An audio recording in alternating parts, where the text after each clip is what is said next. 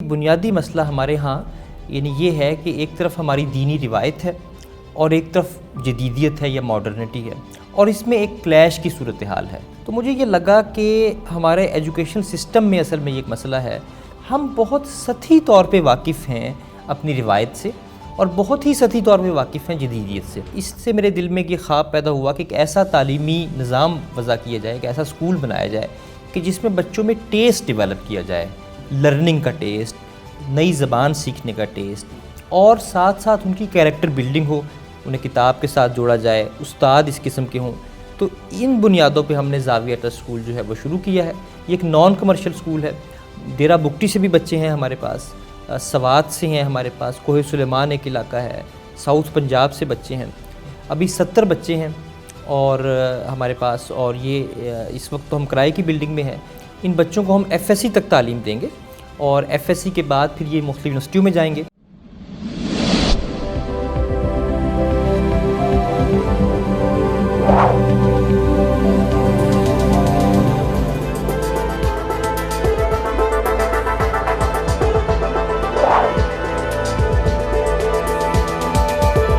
السلام علیکم ناظرین، میں ہوں علی رحمان خالد۔ آج جو شخصیت ہمارے ساتھ موجود ہیں وہ فاؤنڈر ہیں زاویہ ٹرسٹ اسکول کے۔ جیسے اس اسکول کا نام منفرد ہے زاویہ، اسی طرح اس کا کام بھی بہت منفرد ہے، کیونکہ یہ بچوں کو فری تعلیم دیتا ہے۔ جی ہاں، یہ ایک نان پروفٹ آرگنائزیشن ہے۔ اس کے ساتھ ہی ہم ان سے جانتے ہیں کہ وہ کیا وجہ تھی، وہ کیا ویژن تھا کہ انہوں نے یہ اسکول بنانے کا فیصلہ کیا۔ بہت بہت شکریہ راؤ شاہد رشید صاحب آپ کی تشریف آوری کا۔ سب سے پہلے تو میں آپ سے یہ جاننا چاہوں گا کہ آپ نے اپنے کیریئر کا آغاز الیکٹریکل انجینئرنگ سے کیا، اور اس کے بعد کرتے کرتے جب آپ سیلف ڈسکوری تک گئے تو آپ نے اپنے آپ کو یہ پہچانا کہ آپ ایک اچھے سوشیولوجسٹ بن سکتے ہیں، یا آپ ایک اچھے سوشیولوجسٹ ہیں۔ یہ سفر آپ نے کیسے طے کیا؟ بہت شکریہ، آپ نے انوائٹ کیا اپنے پروگرام میں۔ میں نے ایک عام بچوں میں ایک نالائق بچہ تھا، بلکہ تھوڑا سا اگر میں صاف بات کروں اور سچی بات کروں تو وہ جو کہتے ہیں نا کہ آپ کو بچپن سے ہی شوق تھا، تو مجھے بچپن سے کوئی شوق نہیں تھا سوشیولوجسٹ بننے کا۔ ہاں، یہ ہوا کہ آہستہ آہستہ مجھے میٹرک تک ایف ایس سی میں بکس پڑھنے کی عادت پڑ گئی، اور جب میں انجینئرنگ یونیورسٹی میں گیا تو میرا تعلق بورے والا سے ہے۔ بورے والا بہت ایک چھوٹا شہر ہونے کے باوجود وہاں تعلیمی ایک شہر کہہ سکتے ہیں اسے آپ، اس کا اسکول، کالج اور اس کے اساتذہ بہت محنتی ہیں۔ تو ان کے زیر تربیت رہنے کے بعد جب میں لاہور آیا تو لاہور مجھے کتابوں کا شوق ہو گیا، اور میں سنڈے بازار جو انارکلی کی کتابیں ہیں، یہ تو کبھی شاید ہی مس ہوتا ہو مجھ سے۔ اس زمانے میں یعنی 90s میں فیروز چند اور ماورا، یہ دو دکانیں بڑی ایسی تھیں کہ لاہور میں، تو یہاں میں تقریباً ہر روز آتا تھا اور کتابیں دیکھتا رہتا تھا، وہیں پڑھتا تھا، جو خرید سکتا تھا وہ خریدتا تھا۔ تو دیال سنگھ لائبریری، قائد اعظم لائبریری، ان کو پنجاب پبلک لائبریری، ان سب کی ممبرشپ میں نے 90s میں لے لی، اور اس طرح سے یعنی مطلب میں نے سفر اپنا شروع کیا، ادب پڑھنے کا موقع ملا۔ تو آہستہ آہستہ مجھے یہ ایک ایسی سینسیبلٹیز یعنی یوں سمجھ لیں کہ ڈیولپ ہو گئیں کہ مجھے معاشرہ اور معاشرے کے مسائل اور انسان، مجھے لگا کہ یہ زیادہ اہم سبجیکٹ ہے سائنس اینڈ ٹیکنالوجی کی نسبت۔ اگرچہ میں میتھمیٹکس میں بہت اچھا تھا، الیکٹرو میگنیٹک تھیوری ہمارے ہاں پڑھائی جاتی اس میں بہت اچھا تھا، لیکن میں لیب میں بہت کمزور تھا۔ تو اوسیلوسکوپ الیکٹریکل انجینئرنگ والے جانتے ہیں، وہ دیکھ کے جو ہے مجھے ہوتا تھا کچھ کہ یہ نہ کرنا پڑے، تو لہٰذا وہ تھیوریٹیکل میرا ذہن زیادہ تھا۔ تو فلسفہ پڑھا، ادب پڑھا، شاعری پڑھی، دینی کتب پڑھی، اور اس طرح سے آغاز ہوا۔ تو پھر جس سے آپ سیلف ڈسکوری والی بات، تو خیر ایک پوری زندگی کا سفر ہے، انسان اپنے آپ کو ڈسکور کرتا رہتا ہے۔ پہلی بات تو میں یہ یعنی اپنے ناظرین کی خدمت میں نوجوانوں کو خاص طور پہ بتانا چاہوں گا، ہم سمجھتے ہیں بعض اوقات کہ ہم ایک کوئی چیز ہیں اور بس ہم اپنے آپ کو اس طرح ڈسکور کر لیں جیسے کولمبس نے امریکہ ڈسکور کر لیا۔ میرے خیال میں انسان کی ڈسکوری کا سفر بھی کبھی ختم نہیں ہوتا، ہمارے اندر پوری کائنات چھپی ہوئی ہے اصل میں، مائکرو کازم اسی لیے کہا جاتا ہے انسان کو۔ تو میں بھی سیلف ڈسکوری کے سفر پہ آپ کہہ سکتے ہیں کہ کسی حد تک اس کے ابتدائی مراحل میں ہوں، اور اپنے آپ کو دیکھ رہا ہوں۔ ہر بندے کا اپنا ایکسپیرینس ہے۔ تو معاشرہ اور معاشرے کے مسائل سوشیولوجی تک آنے کا یہ ہے کہ جیسے جوانی میں ہر بندہ جو ہے وہ انقلاب لانے کے لیے اسے ہوتا ہے کہ معاشرہ بدلے، سسٹم بدلے، اور ایک طرح سے ایک اس کا ذہن تھوڑا سا رومانٹک بھی ہوتا ہے بالکل انقلاب کے حوالے سے. تو اس طرح کا ذہن تھا. کارل مارکس کو بھی پڑھا اور کچھ اور ہمارے اسلامک فکر میں ایسے لوگ ہیں جنہوں نے انقلاب کی بات کی، ان کو دیکھا تو ان کے زیر اثر تبدیلی، بڑی ہماگیر تبدیلی کا ایک خواب میرے ذہن میں تھا. تو لیکن پھر آہستہ آہستہ پتہ چلا کہ یہ جس چیز کو ہم تبدیل کرنا چاہ رہے ہیں یہ بہت کمپلیکس چیز ہے، یعنی معاشرہ. تو کیوں نہ پہلے اس کو اسٹڈی کر لیا جائے. اس طرح میں سوشیولوجی کی طرف جو ہے آیا. جی ٹھیک. تو یہ بنیادی طور پہ میرا الیکٹریکل انجینئرنگ سے سوشیولوجی تک کے سفر کی مختصر گزار. سر مجھے یہ بتائیے گا کہ آپ نے زاویہ ٹرسٹ اسکول بنایا، اس کو بنانے کے پیچھے آپ کا کیا ویژن تھا اور کیا مشن ہے؟ اصل میں معاشرے کو جب میں نے آبزرو کیا، اور خاص طور پہ ہمارے معاشرے کو، پاکستان کے معاشرے کو یا ساؤتھ ایشیا اور دنیا بھر میں بھی مجھے لگتا ہے یہ مسئلہ ہے، تو میں نے یہ دیکھا کہ بنیادی مسئلہ ہمارے ہاں یعنی یہ ہے کہ ایک طرف ہماری دینی روایت ہے اور ایک طرف جدیدیت ہے یا ماڈرنٹی ہے، اور اس میں ایک کلیش کی صورتحال ہے. اور سر سید احمد خان کے زمانے سے لے کے اب تک یہ ایک بحث چلی رہی ہے کہ ہم اسلام کو ماڈرنائز کریں یا ماڈرنٹی کو اسلامائز کریں، یا اسلام اپنی جو ہے ٹریڈیشنل حالت میں رہے اور ماڈرنٹی، ان میں کس طرح کا تعلق ہے، ان میں کیا ریلیشن شپ ہے. تو یہ مجھے لگتا ہے کہ ایک طرح سے بہت بنیادی سوال ہے ہمارا. پاکستان جب سے بنا اس وقت سے یہ زیر بحث ہے. ہمارے جب بھی کانسٹیٹیوشنل ہمارے میکنگ کی باتیں ہوتی تھی تو یہ ہوتا تھا کہ یہ آئین جو ہے سیکولر ہوگا یا اسلامک ہوگا. سیکولر ہوگا تو اس کا کیا مطلب ہے، سیکولرزم کی بہت ساری شرحیں ہیں، اور اسلامک ہوگا تو اس کا کیا مطلب ہے. تو مجھے یہ لگا کہ ہمارے ایجوکیشن سسٹم میں اصل میں یہ ایک مسئلہ ہے کہ وہ ہمیں پوری طرح نہ تو ماڈرنٹی کی تفہیم کی صلاحیت ہمارے اندر پیدا کرتا، اور نہ ہی وہ پوری طرح ہمیں ہماری جو تہذیبی اور دینی روایت ہے اس سے ہمیں وہ روشناس کرواتا. ہم بہت سطحی طور پہ واقف ہیں اپنی روایت سے، اور بہت ہی سطحی طور پہ واقف ہیں جدیدیت سے. تو یعنی سطحیت یوں کہہ لیجئے، سپرفیشیلٹی جو ہے وہ ہماری سوسائٹی کا یعنی ایک ہال مارک ہے، اور وہ ہماری سوسائٹی کا ایک بنیادی طور پہ وہ بن گیا. اور سوشل میڈیا کے آنے کے بعد یہ سطحیت اس میں مزید اضافہ ہوا. پہلے پھر بھی گہرے لوگ موجود تھے. تو مجھے لگا کہ سطحیت کا علاج جو ہے وہ ضروری ہے. اور دوسری بات یہ ہے کہ سنتھیٹک ایک ایجوکیشن سسٹم ہونا چاہیے، انٹیگریٹڈ سسٹم ہونا چاہیے، جس میں بچہ اردو بھی بہت اچھی سیکھے، وہ غالب کو براہ راست پڑھ سکے، وہ جو ہے ہماری جو روایت ہے دینی اس کو وہ شیخ سعدی کو پڑھ سکے، وہ رومی کو فارسی میں پڑھ سکے، اور وہ اب ہمارے لوگ رومی کو بھی انگلش میں پڑھتے ہیں. تو یہ جو ایک ٹریجڈی ہے، یہ جو ایک صورتحال ہے، اس سے اوپر، کیونکہ جب تک ہم براہ راست چیزوں کو پڑھنے کی صلاحیت نہیں پیدا کریں گے اپنے بچوں میں تو وہ ہمیشہ سطحی ہی رہیں گے. تو اس سے میرے دل میں یہ خواب پیدا ہوا کہ ایک ایسا تعلیمی نظام وضع کیا جائے، ایک ایسا اسکول بنایا جائے کہ جس میں بچوں میں ٹیسٹ ڈیولپ کیا جائے، لرننگ کا ٹیسٹ، نئی زبان سیکھنے کا ٹیسٹ، اور ساتھ ساتھ ان کی کیریکٹر بلڈنگ ہو، ساتھ ساتھ انہیں جو ہے سچ بولنا. مطلب وہ صرف ہمارے ہاں تقریری مقابلوں میں تو یوں لگتا ہے کہ جیسے سب بھی سینٹ ہیں اور سب بھی بہت ہی مفکر ہیں، لیکن ویسے ان سے کسی معاملے پہ رائے لے لی جائے. نمبر بھی بہت آتے ہیں لوگوں کے، میرے بھی بڑے نمبر آئے میٹرک ایف ایس سی میں، لیکن مجھے لگتا ہے کہ یہ جو نمبر بازی ہے اور یہ جو سارا سلسلہ ہے یہ بھی ایک طرح سے، اور پھر اکیڈمیوں کا ایک ایسا ٹیوشن سینٹرز ٹائپ ادارے بنے ہوئے ہیں، تو ہر شخص جلدی میں ہے اور جلدی جلدی تعلیم کر کے جلدی جلدی نمبر لینے کے بعد وہ جلدی جلدی چاہتا ہے کہ وہ کسی اس میں پہنچ جائے. تو ایک اطمینان جس ماحول میں ہو، ایک ایسا تعلیمی نظام کہ بچہ آرام سے اس میں علم حاصل کرے، استاد کے ساتھ اس کا ایک تعلق ہو.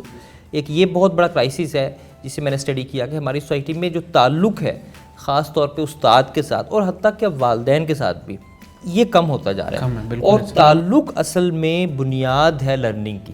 یعنی آپ لاکھ کتابیں پڑھ لیں، بلکہ کتاب سے بھی تعلق ایک ہوتا ہے. بالکل. اب سیمیسٹر سسٹم میں آ کے اب وہ چند ریڈنگز ہیں، یہ پڑھ لیا، یہ آرٹیکل پڑھ لیا، وہ آرٹیکل پڑھ لیا، نہ آپ کا کتاب سے تعلق بنتا، نہ آپ کا استاد سے تعلق بنتا. اور نتیجہ یہ ہے کہ ہم ایک سطحی پانی کے اندر رہتے ہیں ہمیشہ، اور اسی کو بحر بیکراں سمجھ رہے ہوتے ہیں، جوہر کے اندر ساری زندگی گزار دیتے ہیں۔ تو بس میرے دل میں یہی تھا کہ بچوں کی نشو و نما کا کوئی ماحول ایسا بنے کہ جہاں پہ ان کی ذہنی اور ان کی انٹلیکچول اور مورل جو ہے وہ حص جو ہے وہ بیدار کی جائے، انہیں کتاب کے ساتھ جوڑا جائے، استاد اس قسم کے ہوں۔ یہ اکثر سوال کیا جاتا ہے کہ ایسے اساتذہ کہاں سے آئیں گے؟ مانا کہ یہ ایک مشکل بات ہے اور اساتذہ کی بھی کمی، لیکن میں سمجھتا ہوں اساتذہ بعض لوگ ہیں ہمارے معاشرے میں جو کرنا چاہ رہے ہیں اچھا کام، اور وہ اگر ان کی صحیح رہنمائی کر دی جائے، اگر ادارے کا ماحول ایسا ہو تو ایسے لوگ مل سکتے ہیں کہ جو خود بھی اپنے آپ کو ڈیولپ کرنا چاہ رہے ہوں اور وہ آگے بچوں کو بھی ڈیولپ کرنا چاہ رہے ہوں۔ تو ان بنیادوں پہ ہم نے زاویہ ٹرسٹ اسکول جو ہے وہ شروع کیا ہے۔ یہ ایک نان کمرشل اسکول ہے، زیادہ تر بچے انڈر پریویلیجڈ ہیں، لیکن مڈل کلاس سے بھی بچے آ سکتے ہیں، اپر کلاس سے کوئی اس میں وہ نہیں ہے۔ ڈیرہ بگٹی سے بھی بچے ہیں ہمارے پاس، سوات سے ہیں ہمارے پاس، کوہ سلیمان ایک علاقہ ہے، ساؤتھ پنجاب سے بچے ہیں۔ تو یہ ان سب بچوں کو میں اپنے بچوں کی طرح پال رہا ہوں۔ ابھی 70 بچے ہیں اور ہمارے پاس، اور یہ اس وقت تو ہم کرائے کی بلڈنگ میں ہیں، لیکن آگے جو ہے ہم انشاءاللہ تعالیٰ اس کا پرپز بلڈ کیمپس بنانا چاہ رہے ہیں۔ ان بچوں کو ہم ایف ایس سی تک تعلیم دیں گے اور ایف ایس سی کے بعد پھر یہ مختلف یونیورسٹیوں میں جائیں گے، اور لیکن ایک رشتہ رہے گا ان کے ساتھ، ایک ایلومنائی بنے گی زاویہ کی، اور یعنی ایک یہ وہ لوگ بچے ہوں گے انشاءاللہ تعالیٰ جو تھاٹ لیڈرز بنیں گے، جو اپنے اپنے فیلڈ میں جائیں گے لیکن دین کی روایت کو بھی سمجھتے ہوں گے، عربی اور فارسی بھی آتی ہوگی، اور ان کے دل میں وسعت ہوگی۔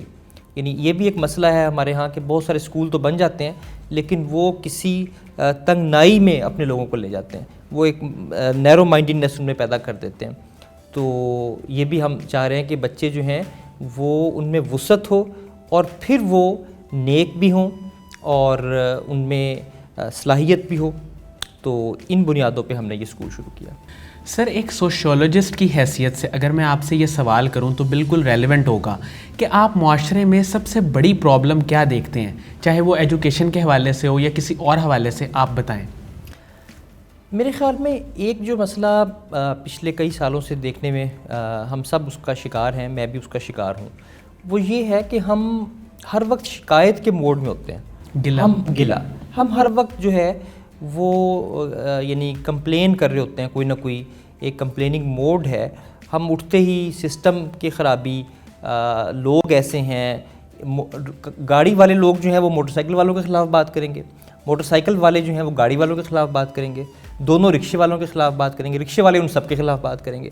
اچھا، اگر ایکسپیریمنٹ کیا جائے، گاڑی والوں کو موٹر سائیکل دے دی جائے اور موٹر سائیکل والوں کو گاڑی دے دی جائے تو وہ وہی حرکتیں کریں گے پھر بھی۔ تو ہم کبھی بھی دوسرے کے پرسپیکٹیو سے دیکھنے کی کوشش نہیں کرتے۔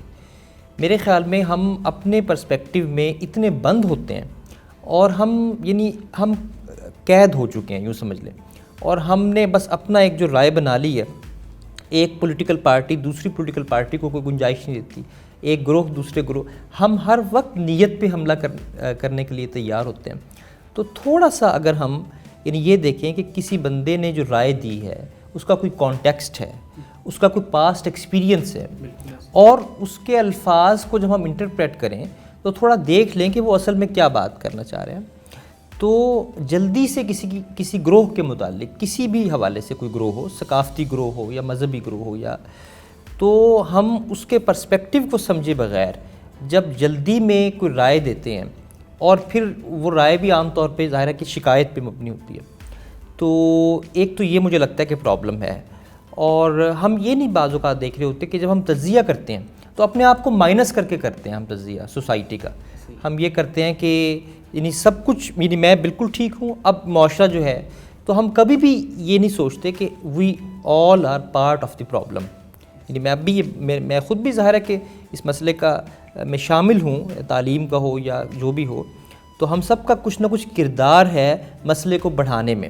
ہاں، اب بات شروع کریں کہ مسئلے کو حل کرنا ہے تو پھر کیسے کیا جائے، تو اس کا ظاہر ہے کہ ایک طریقہ ہوگا کہ میں ظاہر ہے اپنی ڈیوٹیز دیکھوں کہ میری ڈیوٹیز کیا ہیں۔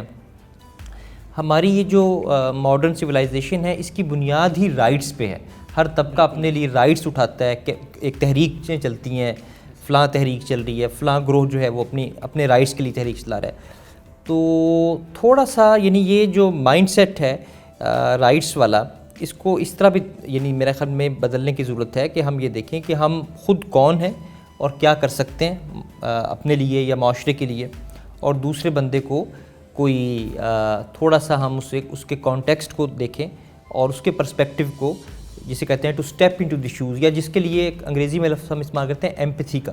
تو ایمپتھی کی ضرورت ہے میرے خیال میں ہمیں زیادہ ڈیولپ. سر اسلام سے زیادہ جدید کوئی مذہب نہیں. آپ اگر علم کے میدان میں دیکھیں، تدبر، تفکر، علم، ہر چیز کا اسلام نے ہمیں خود حکم دیا ہے.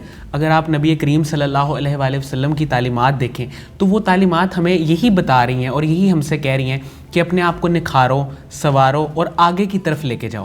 تو پھر یہ کیا وجہ ہے کہ ہمارے ہاں دو پیرلل نظام چل رہے ہیں؟ ایک وہ مدرسے کا تعلیمی نظام ہے اور دوسرا وہ نظام ہے جو ایک ماڈرن ایجوکیشن کو ریپرزینٹ کر رہا ہے. اس گیپ کو کیسے ختم کیا جا سکتا ہے؟ بہت آپ نے صحیح نشاندہی کی، اور یہ بہت بڑی یہ المیہ ہے ان دو مختلف نظاموں کا چلنا، اور اس کے نتیجے میں دو مختلف طبقات پیدا ہوتے ہیں بالکل، جو ایک طرح سے کانفلکٹ سوسائٹی میں پیدا کر رہے ہیں. تو اور دونوں میں ایکسٹریمزم بھی پایا جاتا ہے، لبرل ایکسٹریمزم بھی ہے اور مذہبی ایکسٹریمزم بھی ہے. تو میرا خیال ہے کہ ایک ایسے لوگ بھی ہیں یعنی کہ جو ایسے اسکول اب بنا رہے ہیں کہ جو تھوڑا سا دینی روایت کے قریب ہیں، اور اسی طرح کچھ مدارس کے اندر بھی جدید علوم کو پڑھانے کی طرف رجحان جو ہے وہ ہے. یہ تجربات بھی ساتھ ساتھ ہو رہے ہیں. اور سر سید احمد خان بھی کا بھی جو ماڈل تھا وہ اصل میں انٹیگریشن کا ہی تھا، لیکن وہ عملی طور پہ ہو نہیں سکا اس طرح سے، کوئی بھی اس کی وجوہات تھیں. اور جامعہ ملیہ دہلی جو ہے یہ اصل میں کوشش تھی، مولانا محمد علی جوہر نے یہ بنایا تھا، جس میں انہوں نے دینی مدارس کے نظام کو اور علی گڑھ کے نظام کو انٹیگریٹ کرنے کی کوشش کی تھی. شیخ الہند مولانا محمود الحسن کا یہ فکر تھا کہ یہ ہو کام ہو، اس انداز میں کام ہو. لیکن پتہ نہیں اس کی کیا وجہ رہی کہ ہمارے مدارس کے لوگ بھی اور یونیورسٹی کے لوگ بھی عمومی طور پہ ایسا ماڈل دینے میں ناکام رہے بہرحال کہ جو صحیح معنوں میں. تو میرا خیال ہے کہ یہ ممکن ہے، اور لیکن جو رکاوٹ ہے اس سلسلے میں، بڑی رکاوٹ، وہ پھر وہی سپرفیشیلٹی ہے، سطحیت ہے. کوئی بھی جب ہم کام کرنا چاہ رہے ہوتے ہیں، دیکھیں اس میں بہت وقت لگتا ہے. بالکل، ہم بہت جلدی میں ہوتے ہیں، ایسے ہم چاہتے ہیں جلدی جلدی بس بچوں کو جو ہے سب کچھ ایک ایسا وہ بنا دیں اور جلدی سے ایک ادارہ بنے اور جہاں پہ دینی تعلیم بھی ہو. اور اچھا، پھر دینی تعلیم اور ماڈرن تعلیم کو اکٹھا کرنے کا جو امیج ہمارے ذہن میں آتا ہے، جیسے ہمارے یہاں اسلامک سکولز بہت سارے کھلے، وہ اکثر یہ کرتے ہیں کہ قرآن پاک کا حفظ شروع کروا دیتے ہیں اور کمپیوٹر کی تعلیم شروع کرتے ہیں. تو اس سے وہ سمجھتے ہیں کہ انہوں نے دین و دنیا کو اکٹھا کر دیا. میرے خیال میں یہ بات خاصی سطحی ہے، اور صورتحال یہ ہے کہ ہمیں ایک انوائرمنٹ کی ضرورت ہے.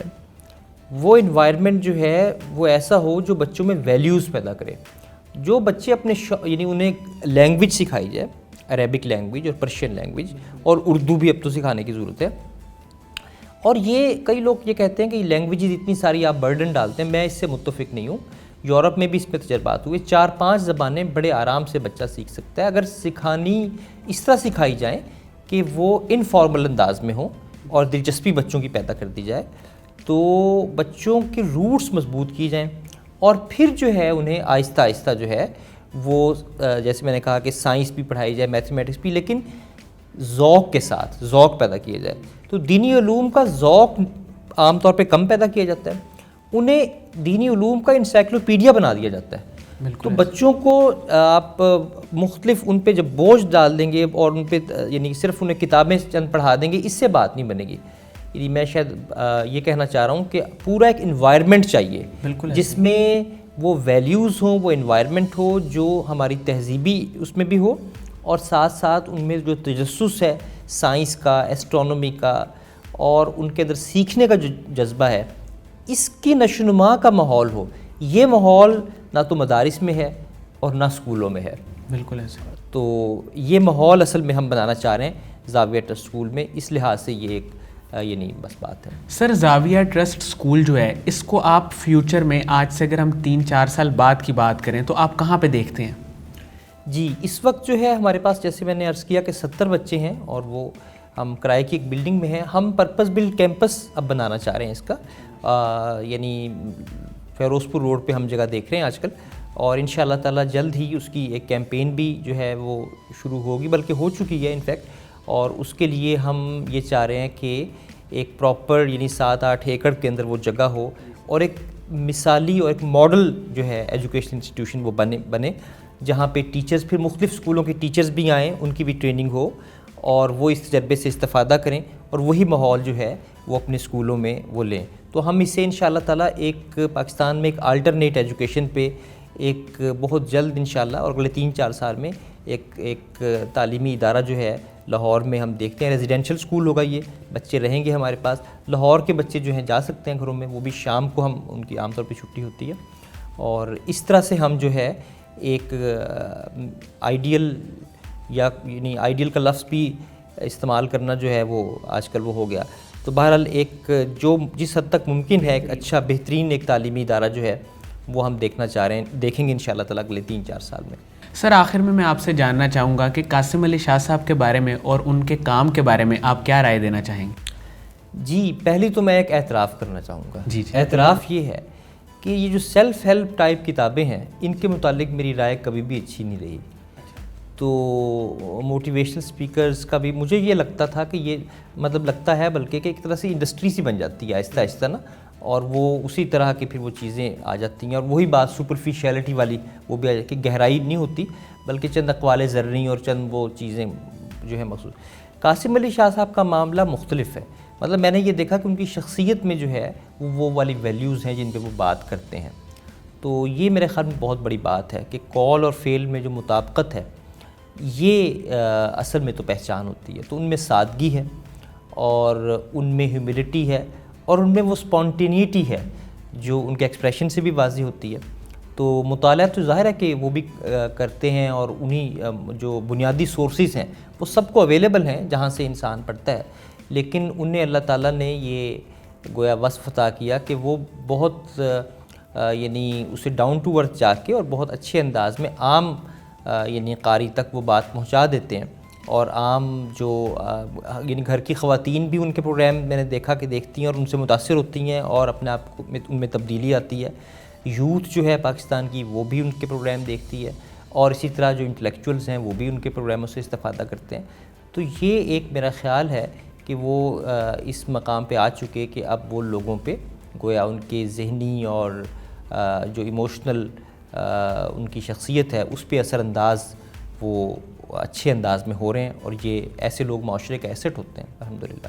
بہت بہت شکریہ راؤ شاہد رشید صاحب آپ کی تشریف آوری کا. ناظرین مجھے امید ہے کہ یہ انٹرویو آپ کے لیے بہت مفید ثابت ہوگا، آپ نے اس میں بہت کچھ سیکھا ہوگا. اپنا بہت خیال رکھیے گا. اللہ حافظ.